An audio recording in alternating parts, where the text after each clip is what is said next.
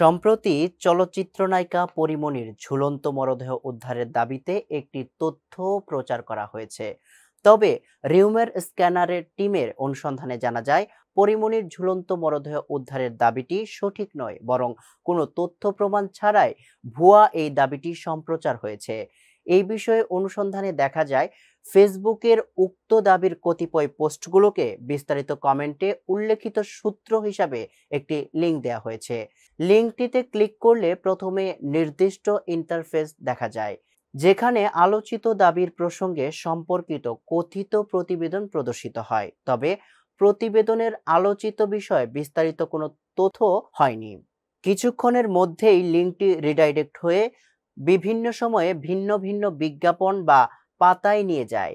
Rumour স্ক্যানারের বিশ্লেষণ কথিত প্রতিবেদনে প্রকাশ করা হয়, রেগুলার 360 ডিগ্রি নামের এই সাইটটি একটি ভুইফোর সাইট বলে প্রতীয়মান হয়। কথিত প্রতিবেদনটি তারিখ হিসাবে 19 মে 2025 এর কথা উল্লেখ করা হয়েছে। পরীমনির এমন কিছু হলে তা স্বাভাবিকভাবে গণমাধ্যম ফলাও করে প্রচার করার কথা।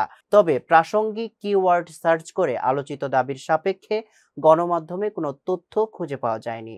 তাছাড়া নায়িকা পরীমনির ফেসবুক পেজ পর্যবেক্ষণ করে সকালে একটি পোস্টে দেখা যায়, সুতরাং চিত্রনায়িকা পরীমনির ঝুলন্ত মরদেহ উদ্ধারের দাবিতে প্রচারিত তথ্যটি সম্পূর্ণ মিথ্যা।